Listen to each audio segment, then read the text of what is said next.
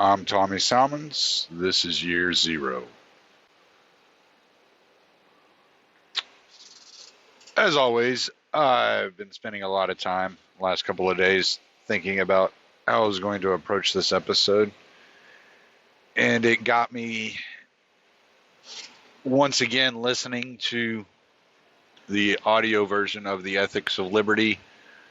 I think that's the third time I'm listening to it this year. It's a really good book. Every time I listen to it or every time I read it, I get something new out of it. And then I spent all day today listening to audio versions of essays of Voltairine de Cleyre. I think that's how you pronounce her name. She was an American anarchist that died in 1912.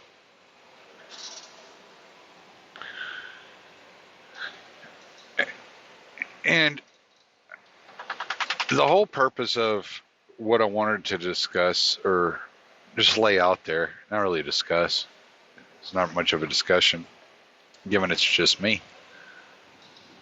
and Pinky, we're discussing.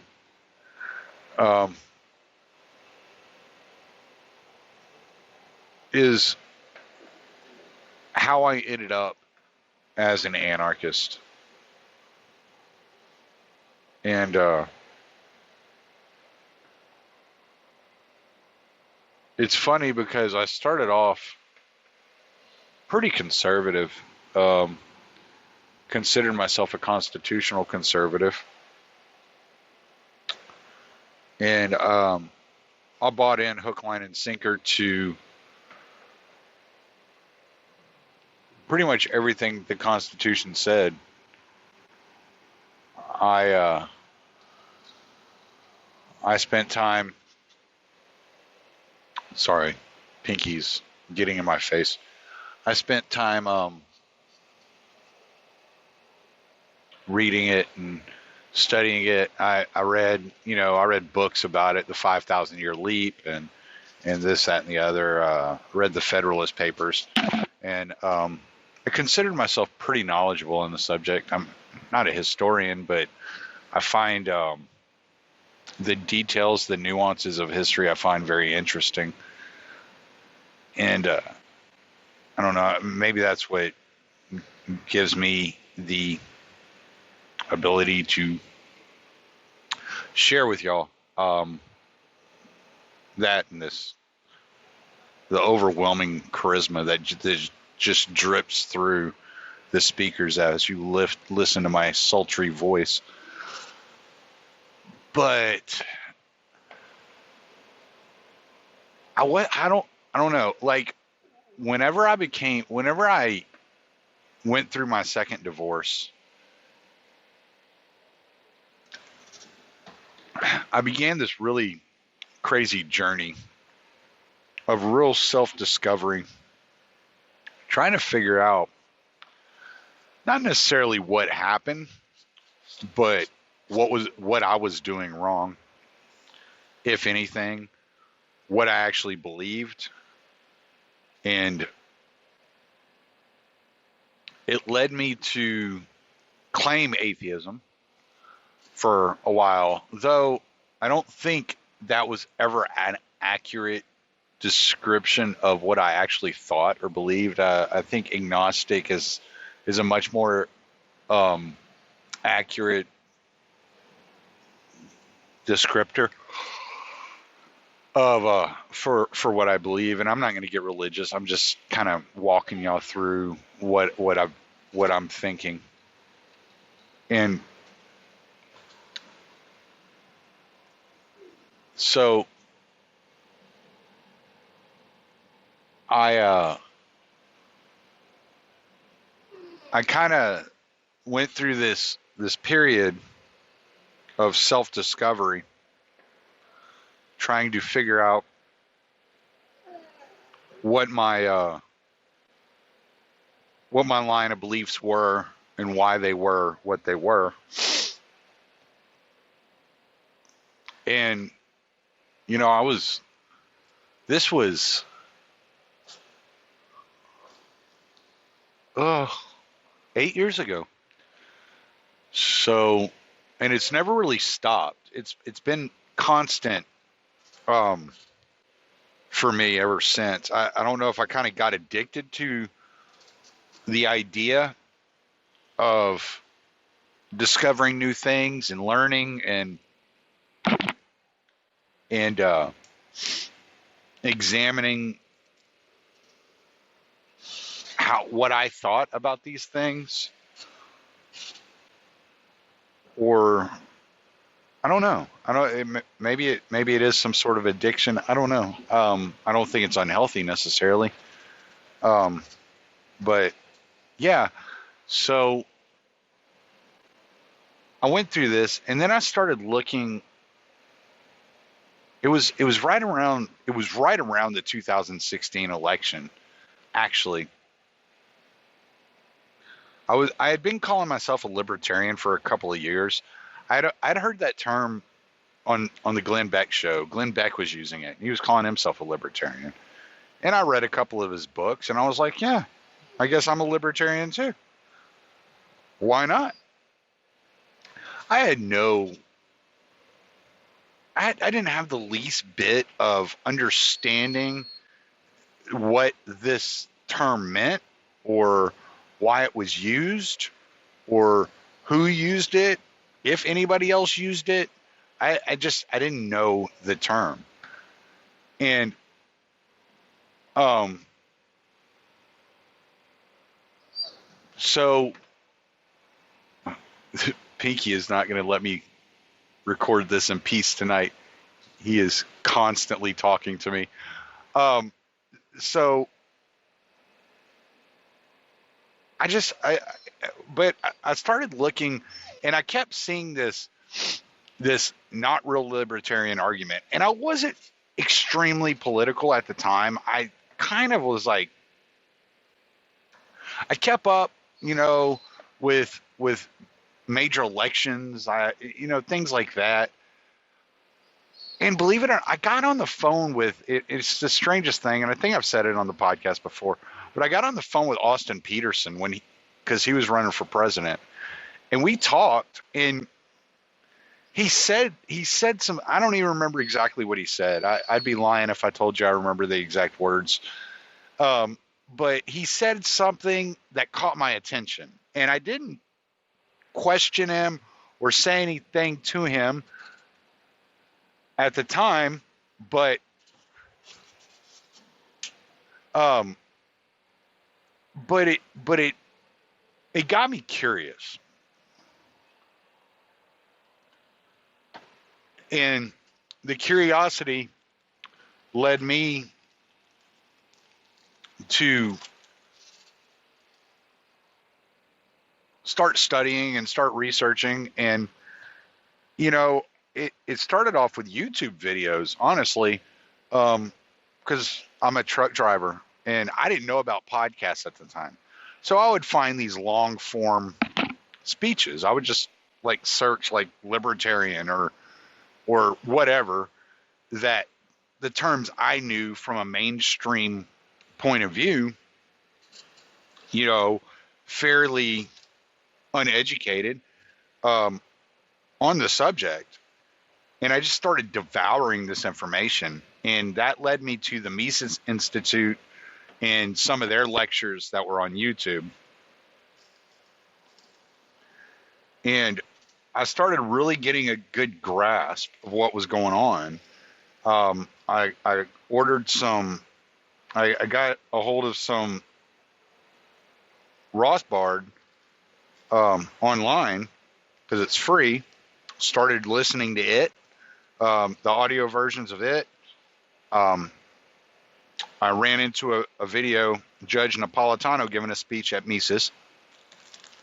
And somebody says you sound like an anarchist. And I mean, I've told this story, so if I'm just kind of like, but somebody said to him, you sound like an anarchist. And he said, you don't hear me denying anything. And I was like, it kind of took me, I had to rewind it and listen to it again and make sure. I was like, did I hear that right?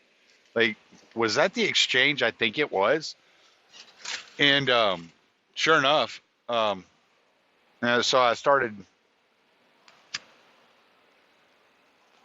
really paying attention to the people when they talked, and trying to figure out, like, what do they mean by anarchist? Like, I don't know anything about anarchist other than some chick I had met years ago told me that she was an anarchist, and I was just like, okay, that makes sense to me, because you vote for Democrats, and in my mind at that time, well, Democrats want big government, so why are you voting for the party that wants the biggest government if you want the smallest government? I don't understand. So that was my logic. Unfortunately, she wasn't educated on the terms at all. And so when I said this to her, she goes, huh, you're right. And I was like, yeah, I'm right. I'm always right, motherfucker. Which I still do that. But obviously, I wasn't right. I started looking into it after I heard Judge Napolitano say it, and I started really paying attention to different speakers, and that's how I found Tom Woods. I would like to tell you I remember all the speeches that I listened to, and all the speakers and everything they said that made a difference to me, but I don't. It was just nuggets here and there, and I was just picking things up, and I was picking up as much as I could, but it was so outside the realm of the way I saw life. But there was one commonality that I found with all these guys that I happened to agree with, and it was natural law and natural rights. And that's a big theme within the ethics of liberty, which is why I was listening to that this week in preparation for this episode.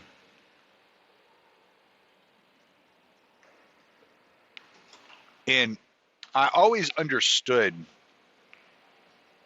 because natural rights and natural law were from my understanding, were the foundation for the Constitution.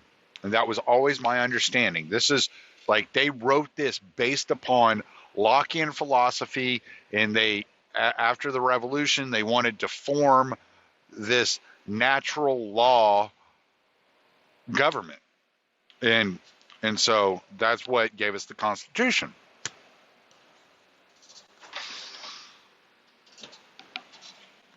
So I found Tom Woods that way, and through Tom Woods, I found Scott Horton, and through Twitter, I found Pete Raymond. I remember the day, it was yesterday. I'm very rarely do I go on Twitter. I'll go on there and I kind of scroll around, and Pete had made a post, and it didn't have a link, but it was a post about his podcast. And I was like, you have a podcast? I just started listening to the Tom Woods podcast, but I was still listening on YouTube now. I was a newbie, man. I was an amateur at this point. I didn't know what the fuck I was doing. I just knew I was getting all this information, all this new stuff. My whole worldview had been shattered, completely shattered. I was just ready for it, right? It wasn't that somebody gave a particular argument. I was already in this transformative mode of the way I thought whenever I quit teaching Bible study and I started fucking looking at things like, wait a second, I'm actually like, I've never like truly like believed these things. I've always just kind of had really good comprehension skills so I can read the Bible, then I can tell you how to apply what it says to your life. And that's what I was doing. I was doing this for teenagers, for youth group. And just the realization that I never believed any of these things just shattered my whole worldview. And then it was a snowball effect from there. I got into the politics side of things, and that just blew me away. Like all the lies, the deceit, finding out like what the government's been doing and this, that, and the other. And I found out like really early on, like Michael Malice says, take one red pill, not the whole bottle. I found out very early on that you can start going down these rabbit holes and you start getting led down the wrong path. And if you're led down the wrong path, you're obviously like you're starting to, then you want to force your will. And it's really a strange, like kind of cyclical type thing. But I kept one of my feet, like just enough rooted in listening to Tom Woods. Oh, anyway, I'm sorry. Y'all know I get distracted. I don't have any notes here. I'm just kind of riffing right now, just kind of telling you what happened. So I saw Pete said something about a podcast, and I was like, "You have a podcast?" And he was like, "Yeah, I have a podcast." And I was like, "Well, fuck yeah, dude. I'm gonna start listening to it. Oh, what's it called?" And he told me what it's called, and so I found it on YouTube, and I started listening to it on YouTube. So now I had Tom Woods, Scott Horton, and Pete to listen to. Not a bad trio, if I may say so myself, And I don't remember. I think it was a Tom Woods episode. They mentioned Bastiat, the law. This was after, this was before Trump was elected. No, this was after Trump was elected. And I went on YouTube and I found Bastiat the Law audiobook for free to listen to on YouTube. So I was like, all right, fuck it. Let's listen to it. So I listened to that and I was like, shit. And then I had this Rothbard audiobook that I hadn't listened to yet. And I was like, well, shit, I need to listen to that. So I listened to that, Anatomy of the State. I was like, holy crap, just blowing my mind. Just completely tearing down, because like everything he said, the state is, I was like, well, yeah, it is. Yeah, it kind of is. Yeah. Okay. Yeah, you're right. It is that too. But I never knew to look at it that way. Like it was just completely, just totally wrecked shop in my brain. So then after that, I don't remember which one of Rothbard's book I read after that. I don't remember what order I read them in. I read The Ethics of Liberty. I read The Liberty Manifesto. I've read half of Man, Economy, and State. It's a big book, man. And it's really hard to read. I'm sorry. A book that size is extremely hard to read on a phone. Like, because you're like, I'm not getting anywhere, But then I read Fool's Errand that same year. That was 2017, I guess. And then last year, I dug in even deeper. And I just decided I'd been wanting to start a podcast. And as y'all know, like it started off one thing and then it kind of it's transformed. And it keeps moving and it's fluid. But I'm trying to keep it going even in times of trouble, even in whenever I'm having issues with equipment and this, that, and the other. I don't feel comfortable asking y'all to donate. I don't feel like I'm at that point yet. So I just continue to do what I have to do and make ends meet. And what I can invest in the podcast, I do invest on the podcast. But So what sold me on anarchy, like the law and anatomy of the state, got me at the doorstep, right? Like between that, all the podcasts I've been listening to, and we're talking late 2017. I think if I remember right, Pete was only at like 90 podcasts at the time or something like that. Scott Horton was blowing my mind with all the anti-war talk and all the interviews he was doing. I was just like, I don't even know what the hell you're talking about. Tom Woods always does wonderful episodes. I started listening to Contra Krugman. I started learning a little bit about economics, which was really interesting to me. In as much as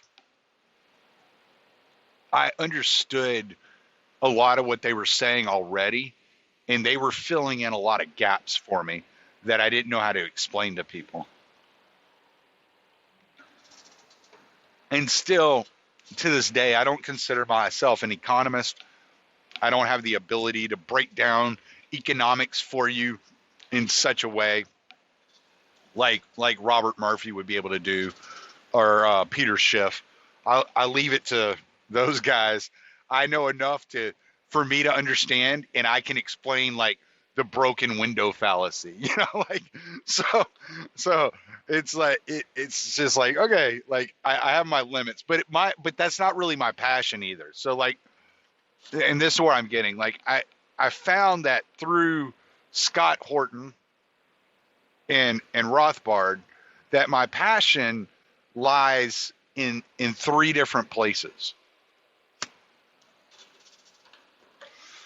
And I'm still feeling my way through this, and I'm still trying to figure out exactly how I want to do it and how I'm going to focus on it. But my passion has come to lie in anti-war, anti-intelligence agencies. I'm going to make sure I put agencies at the end there. I'm against intelligence. That's why I look for the dumbest audience possible to listen to these podcasts, because I'm completely against intelligence. But no, and then I'm also like I really enjoy the philosophy side of anarchy. And you'll notice in congruence with a previous episode that I recorded, is capitalism, does it work with libertarianism? I don't remember exactly how I worded it. I'm sorry if I'm screwing that up. A few episodes back, one of the first Thursday episodes, I think it was the first Thursday episode I ever released. And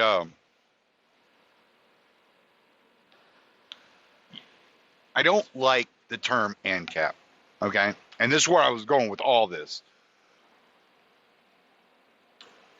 I have kind of a broad definition of anarchy. And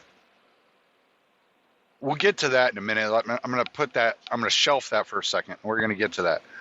All right. So as I discussed, like, capitalism is a pejorative term in so many ways.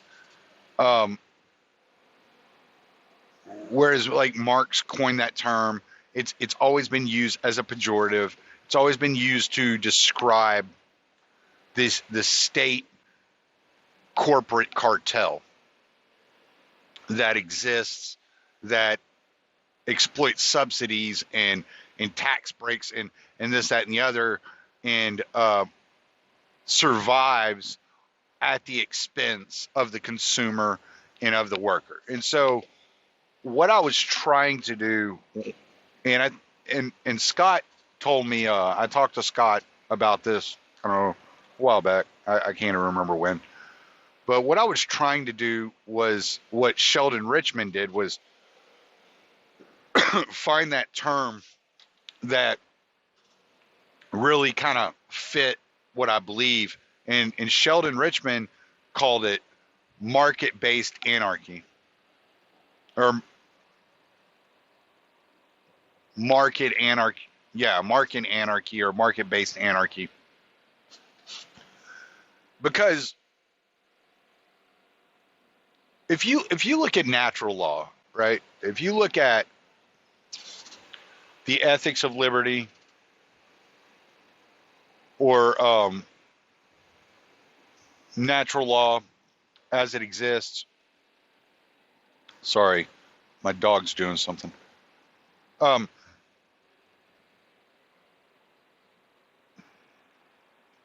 Humans aren't atomized, like we're not sitting here calling for isolationism or to be hermits um, outside of society. That term society, quote unquote society. I don't really like the word. I just don't know how else to describe it. Um,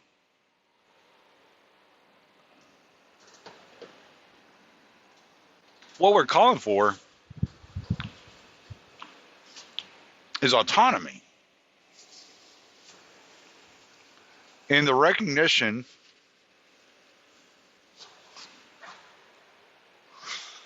to live free and peaceful without the coercion, without violence, without force put upon us to try to compel us to live lives we don't want to live. Now, this doesn't open the doorway up for people to violate other people's rights. And quite the contrary, government opens the door up for people to legally violate people's rights. Because that's how the government survives, is a complete violation of rights. What it is, it's a complete and total recognition of property rights. And you are your own first property. So this was really attractive to me. I am my own first property, which means I have complete and total control over myself. And nobody else has a legitimate claim on control over me, my thoughts, or my actions. That it's up to me. And that everything else spawns from this idea of property.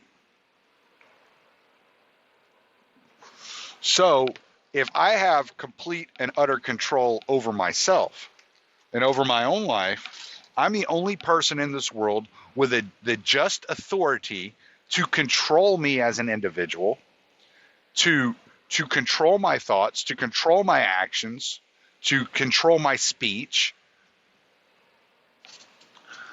That means that I am responsible and I own, my property is extended to my actions. And if my actions are destructive, then I must take responsibility for that destruction. But if my actions are productive, then I am responsible and my property extends to the production of my actions. My mom used to have this saying. She said, everything you do, it's kind of like basically for every action, there's an equal and opposite reaction. But my mom would always say, there are consequences for every action, good, bad, or indifferent. Period. Like, that's it. Like, everything, you have to own it. Like, you own that. That is yours. Whatever you do. Good, bad, or indifferent, that is on you, right? And she hammered that into my head growing up. Like, everything you do has consequences, whether it's a good consequence, a bad consequence, or it's indifferent. It doesn't even matter. And so that's the what I see as natural law. And so whenever I would talk about freedom under the government and freedom through the use of the Constitution, I was able to justify that because it was, in my mind, constructed out of this idea of what some might call meritocracy, um, but of natural law. But as I thought more about it, as I began to listen to these anarchist thinkers, and I didn't start off like and just, I've never, one thing I've always been good about, and I try, if I know you're a listener and I'm in touch with you and we talk, one of the things you'll know about me is I do not shy away from if you call me out. Like, the one thing, like, there's a couple of these guys, there's a couple of you out there listening that I know you're listening, and I trust y'all explicitly with the content when it comes to the anarchist line of thought. And I will ask you specifically, did I fuck this up? I want to make sure I got this right. And so far, most of the time, I don't get called out on anything. Like, I think, I don't know. I don't think there's been anything major that I can think of, at least. I'm certain I've gotten something wrong at some point in time. Um, I'm definitely not perfect. Um, but um, but I also know that there are others of you that do not agree with me, and we're still friendly, and we still get along. You don't agree with everything I say. You're looking for a different perspective, and I try to surround myself with these types of people, not all of which I agree with um, explicitly, and like not even all of my guests I agree with on everything they've ever said. Um, I mean, I can think of a few off the top of my head that we have slight disagreements. But it's out of respect, and we don't think that either of us have like none of us like believe that the other person is has malintent um with their point of view. We just don't agree. We have come to different conclusions, sometimes in the exact same way. We'll agree right up to the conclusion. So well, it's really crazy. So I mean, and part of that is life. Life shapes your ideas. So the way, because I'm such an advocate of natural law and natural rights, and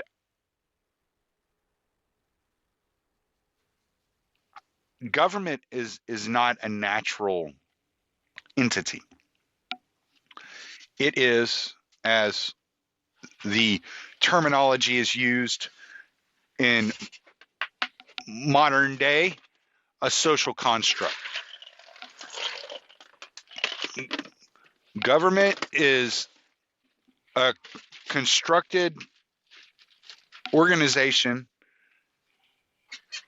with a monopoly on violence. That's what government is, period. Now, first you have to come to the determination that there is the just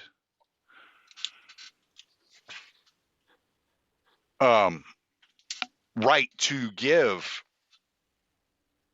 this organization a monopoly on violence before you can believe that there is a government. And where I've come to struggle in, well, not I've come to struggle, where I struggled in the beginning was, okay, government uses violence in an offensive manner, but I only advocate for self-defense violence, right? And so I had to determine which one of those I was willing to give up on. And given my belief system of natural law, it was very easy to give up on government because I was thinking, because my thought process was, in a state of nature would be full-fledged liberty, right? You're born into nature as an infant. There is no government. They're not an entity. They do not exist. Then they come into your life. Okay? So when I view rights or anarchy or any of these things, I view it from the state of nature.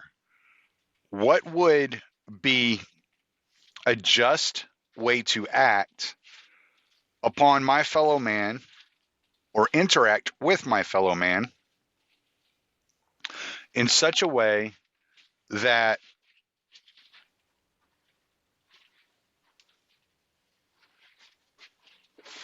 is cooperative, right?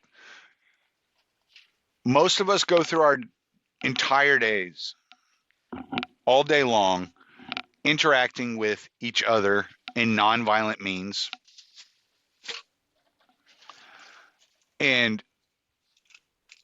cooperating voluntarily with mutual benefit between each other. Not to say that the relationships are transactional, because I'm not really down with transactional relationships, but there's mutual benefit in the interaction, let's say, between you and the sales clerk at the supermarket. There's mutual benefit between you and your spouse, if you're in a healthy relationship. So I looked at it and I said, well, what is the mutual benefit between the state of government in myself versus the state of nature in myself? And I came to the determination that due to the size, scope, and oppression of government, I would be much better off in a state of nature, right? That there wouldn't be this use of criminality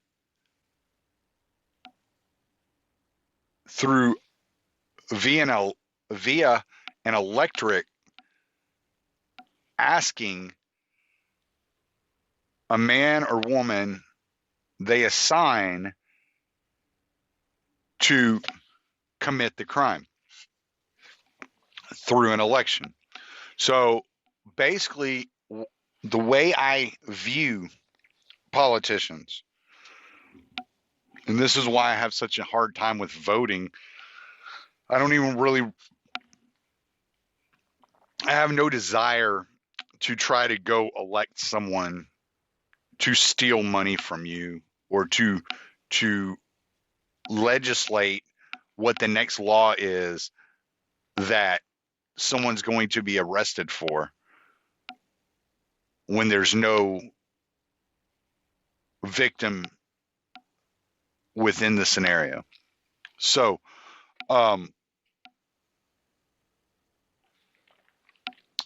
feel like I'm off track, but I know I'm right where I want to be.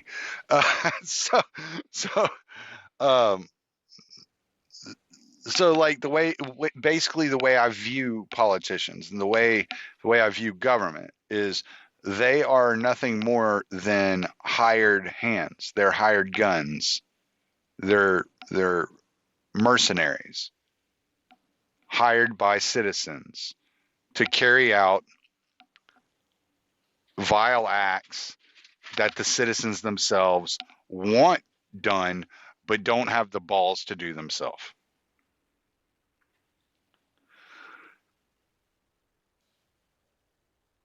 And I don't see what if you hire somebody to murder someone else, you go to prison for conspiracy. So by electing someone to steal money or resources from another group of people or from another person is conspiracy to commit a crime. It's a conspiracy to commit theft. It's a conspiracy to commit mass murder. And I can't justify that. What I can justify is that in a state of nature, I could mix my labor with the land. I could I could build my own home. I could dig my own pond. I could garden or farm or whatever I needed to do and mix my labor with the land in some way, shape, or form and live a cooperative lifestyle with the everyday people that are around me. And what the way that the government acts as a strong arm or as a mafia coming in to extort my fellow citizens or to extort me breaks my heart. And I hate that. So I feel obligated to speak out against it.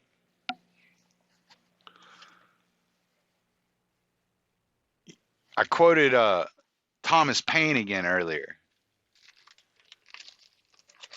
And I told the guy, I said, I'm not looking at exactly what I said, but I said something along the lines of, Thomas Paine aptly pointed out that society is born of men's wants, and government of men's wickedness. Now, I want everybody to be free, but I understand that most people are so afraid of liberty, they would rather live with their own wickedness. My only request is that those of us that aren't afraid of our own liberation are left alone.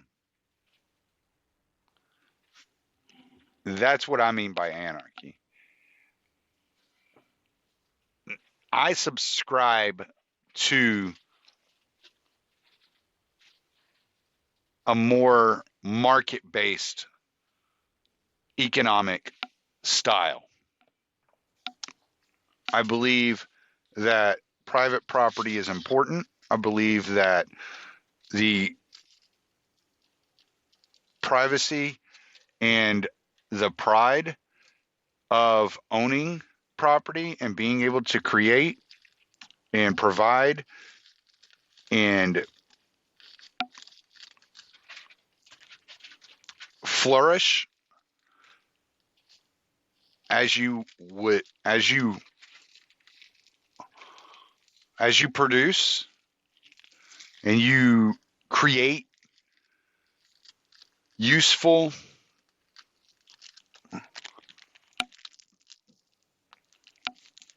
goods for those around you that are willing to trade value for those goods, I believe that brings a type of satisfaction to a person.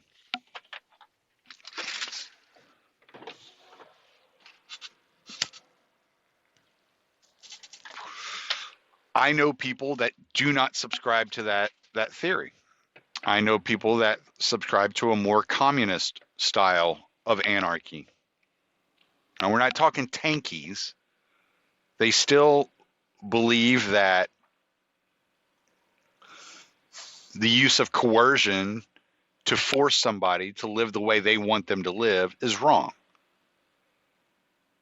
They believe that, hey, look, there's enough room in this world, whereas we can have our little societies and our communes, and we can have our co-ops, and you can do what you want.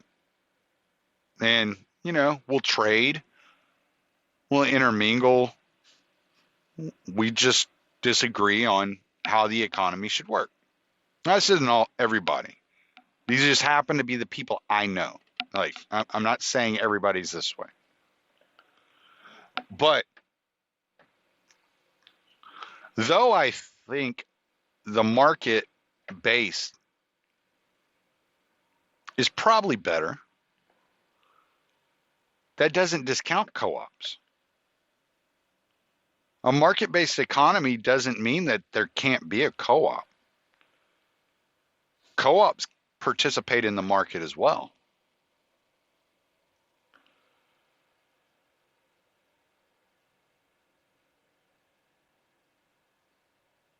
People get so caught up in what real anarchy is.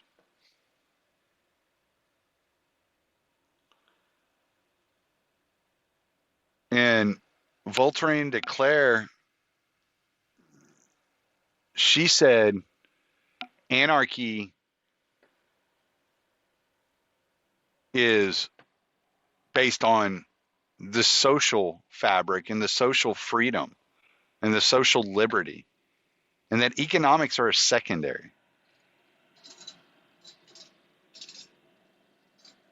What she viewed was a world in which resources, natural resources of the earth,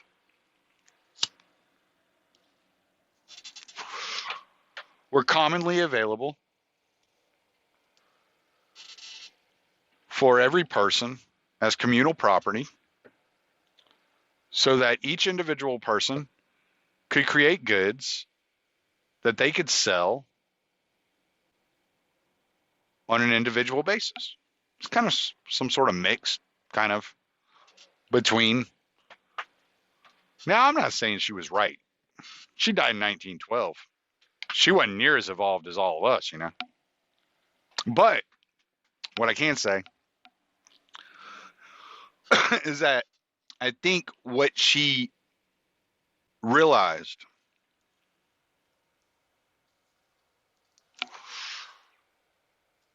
is that part of the anarchist thought is a lot more important than the other part of the anarchist thought. She realized that the destruction, the complete demolition, the riddance of a monopoly on violence was ultimately the most important part of anarchist thought.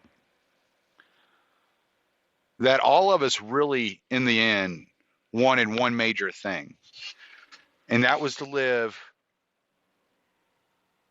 in a world without coercion, in which we could operate in the ways we wanted to operate, as long as we weren't violating other people's rights, as long as we weren't hurting other people, following the non-aggression principle, if you will. Or if for those of you that don't know the non-aggression principle, it's basically the golden rule.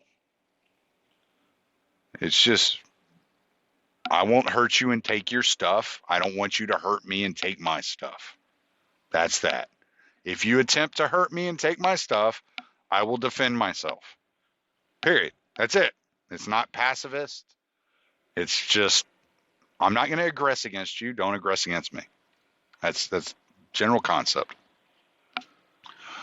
Actually, that's pretty much the whole concept. It's not really all that difficult. That's probably the easiest thing libertarians have ever discussed. But,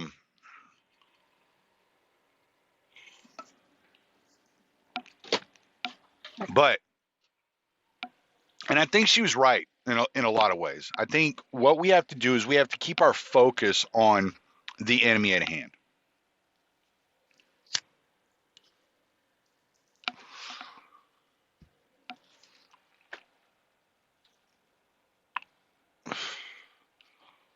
Now, I think all of us, in some way, shape, or form,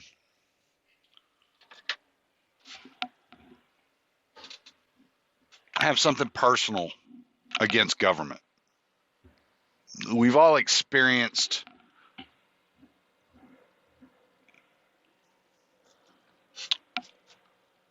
I don't guess I can say all of us, but a lot of us have experienced government in some form of tyrannical fashion.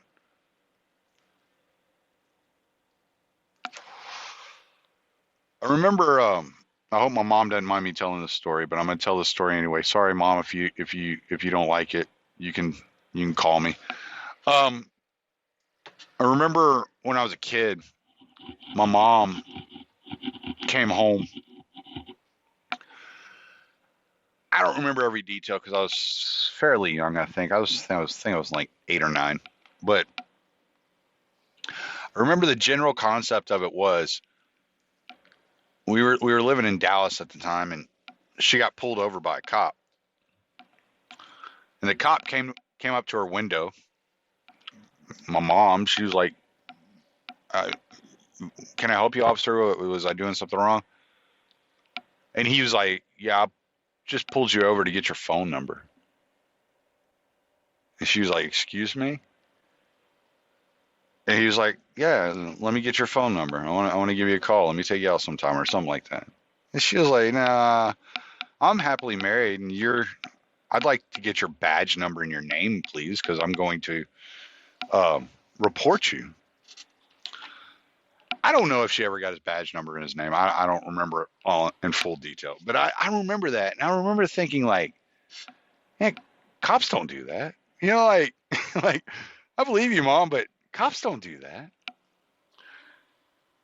But over the years, and it's weird because I don't know, like, because I've seen it over the years, like how the cops abuse their power and abuse their authority, and abuse all this, and I don't know. It took me a long time to get to the point to where I could denounce the police and say, you know what? No. I was pulled over one time. I was like 17. I just dropped my girlfriend off at her house. And the cop pulled me over. I think my license plate lamp was out or something on my car. I had a old car. And I was like 17 or 18. 17, I think.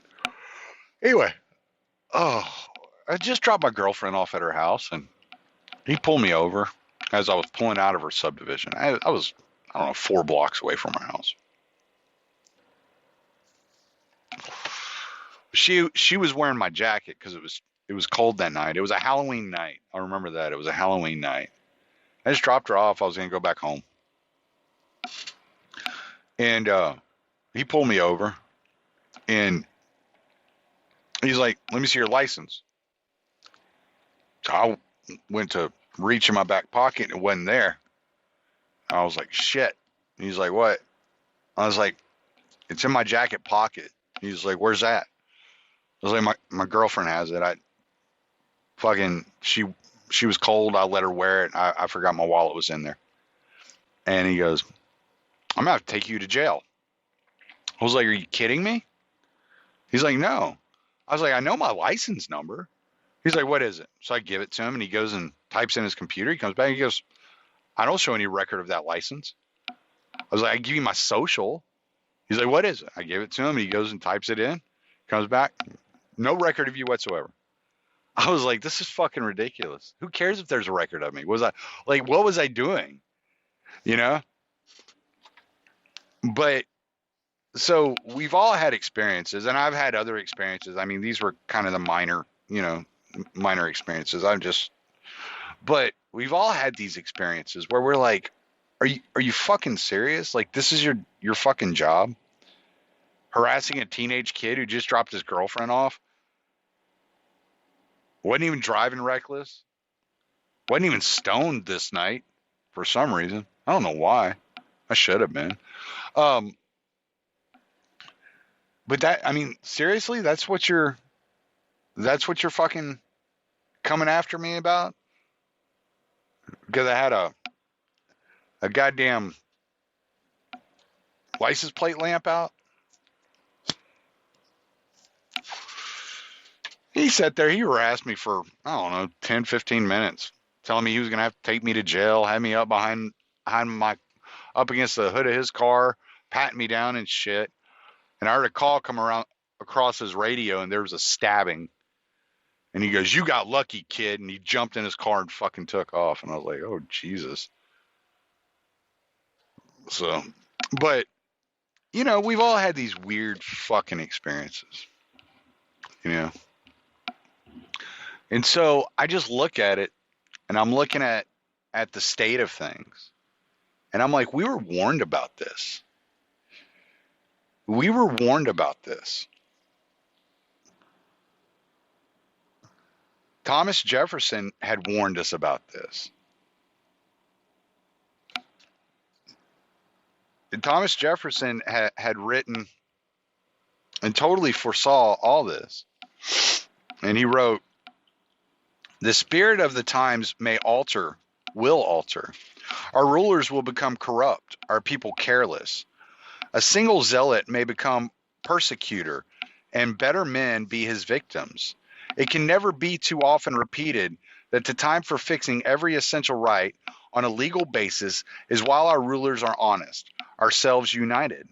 From the conclusion of this war, we shall be going downhill. It will not then be necessary to resort every moment to the people for support. They will be forgotten, therefore, and their rights disregarded. They will forget themselves and the sole faculty of making money, and will never think of uniting to effect a due respect for their rights. The shackles, therefore, which shall not be knocked off at the conclusion of this war, will be heavier and heavier till our rights shall revive or expire in convulsion."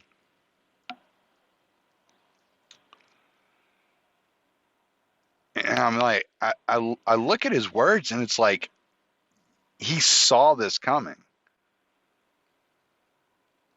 He saw this coming. He even at one time said, societies exist under three forms, sufficiently distinguishable. Number one, without government, as among our Indians. Number two, under government, wherein the will of everyone has a just influence, as is the case in England in a slight degree, and in our states in a great one. Under government of force, number three, under government of force, as is the case in all other monarchies and in most of the other republics. To have an idea of the curse of existence in these last, they must be seen. It is a government of wolves over sheep. It is a problem not clear in my mind, but that the first condition is not the best. So he's even saying there that, you know what, anarchy may have been a better solution than what we got here. And when he was talking and he didn't like the Constitution very well either.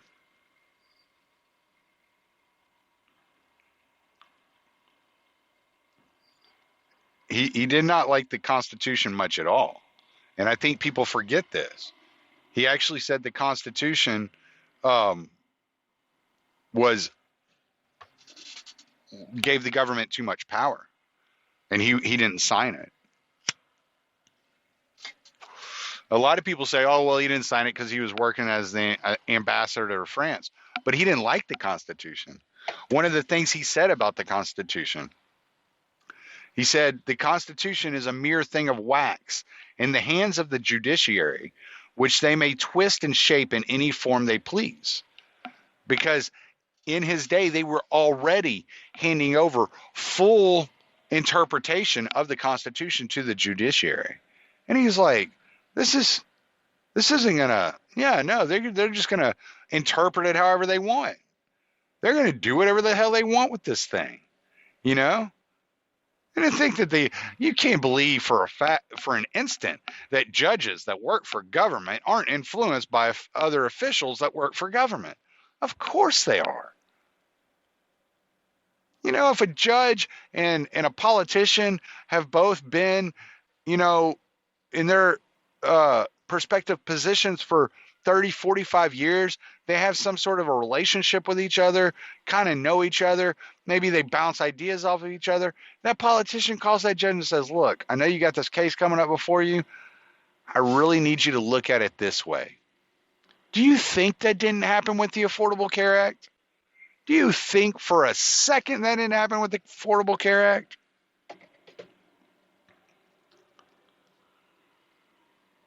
One of the last quotes by him I'm going to read tonight. I regret that I am now to die in the belief that the useless sacrifices of themselves by the generation of 1776 to acquire self-government and happiness to their country is to be thrown away by the unwise and unworthy passions of their sons, and that my only consolation is to be that I shall not live to see it.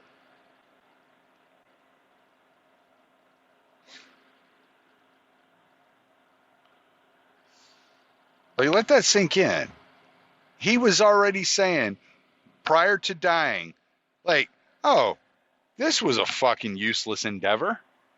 What the hell were we even fucking doing? Why did all these people fucking die?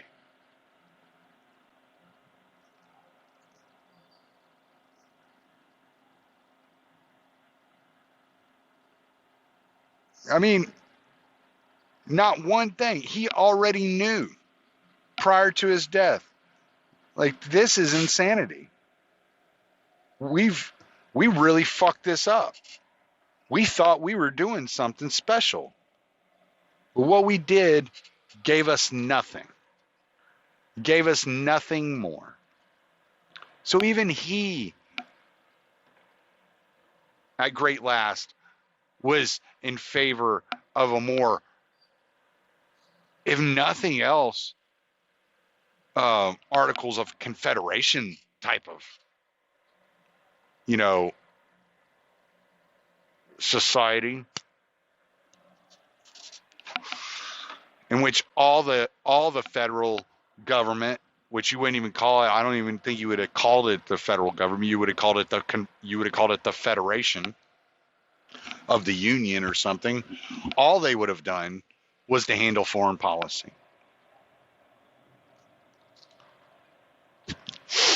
Now, some people will tell you, well, as long as other governments exist, there's a need for government. That is actually probably one of the more fair arguments.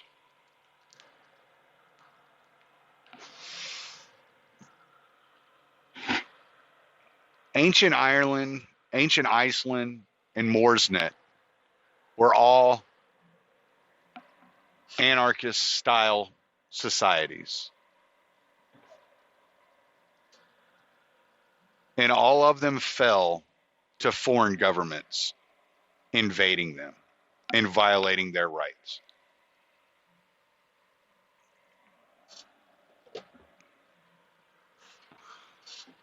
So the anarchist view, in my opinion, at least my anarchist view, is that we're all human beings. We all recognize each other as human beings.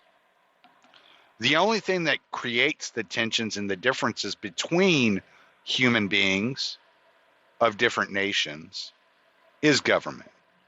One of the major problems in this country is the existence of government. For without its power, to wield over others that you disagree with, you would just ignore those people. You would leave them to their own devices, and you would handle your own business. Government gives you a tool that you can use to pry and intervene into the lives of others. You can try to legislate their morality. You can try to control them.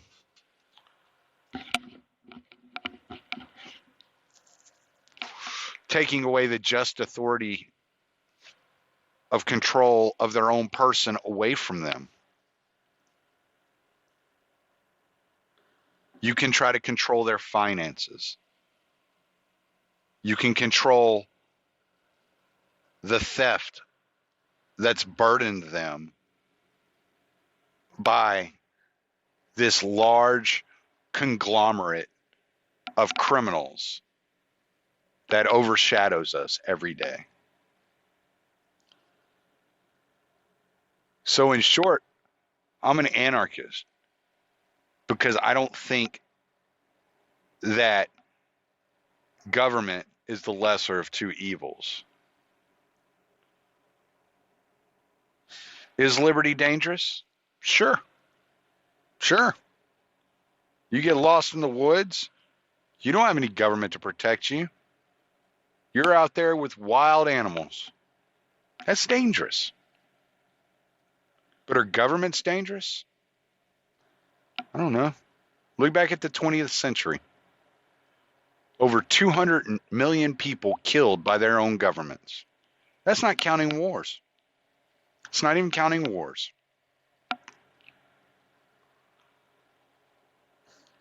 Over 200 million people killed by their own governments. We don't need them. I have parents. If I want somebody to tell me what to do, I'm sure they'd be happy to jump right on board. I'm all right. I'll survive. I'm Tommy Salmons. Late.